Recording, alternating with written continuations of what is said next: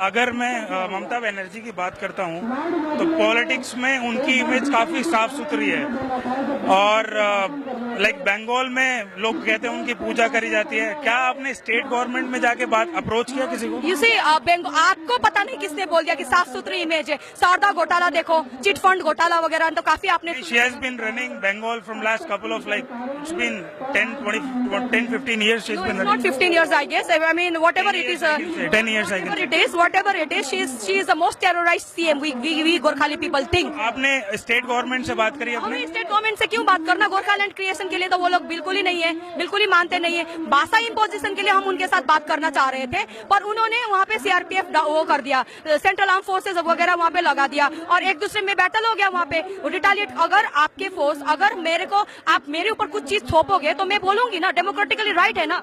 Yes of course. Fight कर रहे थे उनके साथ में, पर उन्होंने हमारे ऊपर आर्मी डिप्लॉयड कर दिया। उसके बाद मतलब उन्होंने उनके आर्मी ने कुछ पिटाई उटाई शुरू कर दिया, सब कुछ उन्होंने शुरू किया। रिटालिएट करने के बाद में बोलता है कि ये लोग टेररिस्ट है, इन्होंने फाइट शुरू किया।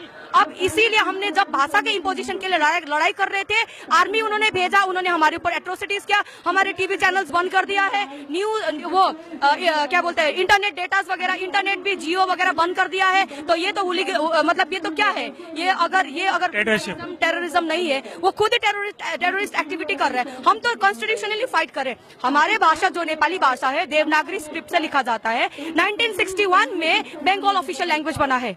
हिंदुस्तान के 8th शेड्यूल अंडर आर्टिकल 351 के अकॉर्डिंग हमारे ये कॉन्स्टिट्यूशन ऑफ इंडिया में अनलिस्टेड है हमारे लैंग्वेज। तो हमारे लैंग्वेज के ऊपर इतना बड़ा हमें मान्यता मिला तो कहीं से तो मिला, ये टेररिस्ट का कोड वर्ड तो नहीं है। कहने का मतलब ये है कि बंगाल का एक दूसरा रूप दार्जिलिंग में वो बसाना चाहते हैं। Of course they have been doing this, पहले से ही करते हैं। हमारा ये जो गोरखालैंड डिमांड है 107 साल से 1907 से हुआ है, 1907 से है। आजकल आज के डेट में 110 इयर्स हुआ है। तो जब भी हमने गोरखालैंड का डिमांड किया उन्होंने हमें कुचला। अभी मीडिया का इतना एक्सप्लोर्ड है वहाँ पे, इंटरनेशनल सोशल मीडिया के थ्रू से हमारा वहाँ पे मांगे दिख रहा है, डिमांड दिख रहा है। तो उसके बाद में ये बोल रहे कि ये लोग तो टेररिस्ट है। अगर हम टेररिस्ट है, आपको पता नहीं था आपका राज्य है बंगाल, नॉर्थ बंगाल में हम दार्जिलिंग में गोरखा कम्युनिटी के लोग रहते हैं, आपको पता नहीं था वहाँ पे टेररिस्ट लोग है, तो हमारा सीएम आप कैसे बने? पहले तो आपको जेल में होना चाहिए ना अगर वहाँ पे टेररिस्ट है। और दूसरी चीज, आप अननेसेसरी अनवारंटेड रेड्स कर रहे हो और बोल रहे हो कि तुम्हारे नेता के घर में चाकू छुरी मिला, बॉम्ब मिला। क्या मिला? फावड़े? क्या मिला? सिक्कल? क्या मिला आपको? कुछ बोज एंड एरोस जो स्कूल स्पोर्ट्स के लिए होता है। वो एक बड़ा सा स्कूल है जो हमारे लीडर है बिमल गुरु, उसके घर के पास एक स्कूल है, उन्होंने अपना स्कूल बना रखा है जो गरीब बच्चों को वहाँ पे पढ़ाते हैं। स्पोर्ट्स के लिए कुछ आर्चरीज के लिए लाए हुए थे सामान, उसको दिखा दिया। कहता कि वो जो कट्टा देसी कट्टा होगा एक मिला है, कहता कि आर्म्स एंड एम्यूनिशन मिला है। अगर नेशनल मीडिया एक देसी कट्टा को अगर मतलब कुछ भी वो एयर गन भी हो सकता है, कुछ भी हो सकता है, तो उस टाइप को बोलते हैं। कुछ कैश मिला है, अगर आपका कैश कहाँ है? अब तो आपके पास वो शारदा घोटाला का पैसा तो आपके पास होगा, चिट फंड का पैसा तो आपके पास होगा। इतने सारे जब बंगाल के लोग आपको इस बेस पे कहता है कि हमारा सीएम बहुत अच्छा है, इस बेस पे कहता है क्योंकि वो सेंटिमेंट से लोगों के सेंटिमेंट्स के साथ खेलती है। वो माँ माटी मानुष, दैट मीन्स আমরা बंगाली भालो, আমি ভালো, আমার सभी कुछ भालो, माँ माटी मानुष के सेंटिमेंट से खेलते हैं। She is bankrupt and Darjeeling के अंदर, वेस्ट बंगाल के अंदर 5% जो इन्फिल्ट्रेशन हुआ है बांग्लादेश से टीएमसी गवर्नमेंट के अंदर हुआ है, because she wants to fight with the Modi government. वहाँ पे मोदी सरकार को वहाँ पे आने नहीं देने के लिए रातों रात वहाँ पे पॉपुलेशन बढ़ा के वहाँ पे वोट जिताते हैं रातों रात। उस पे सीबीआई भी लगाओ ना, उसको खोलो, उसको देश के पत्ता वहाँ से खोलो। यहाँ पे जैसे यहाँ पे सेंट्रल गवर्नमेंट इंटरवेन करे, आपका आईबीडीआई भी लगाओ। हम लोग अगर झूठ बोल रहे हैं तो रातों रात राशन कार्ड देके सब देके आप वहाँ पे वो, this is a national threat and we Gorkhas are not a national threat, we are safeguarding the country. And to the media also we want to say, before saying anything against or in favor of any community, go through the historical background of Gorkha community.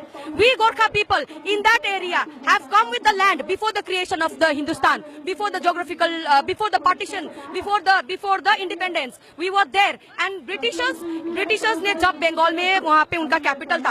आप मुझे एक बात बताइए ना, ये लोग इतना selfish है। ईस्ट इंडिया कंपनी किसने घुसाया था हिंदुस्तान में? बंगाल ने घुसाया था, बे ऑफ बंगाल से घुसाया था ना ईस्ट इंडिया कंपनी। कितना बड़ा नेशनल थ्रेट बना। अभी भी वो लोग बंगाल से, बांग्लादेश से इन्फिल्ट्रेशन घुसा रहा है, वो भी नेशनल थ्रेट है। क्या पता कल के डेट में कुछ भी प्लान कर सकता है।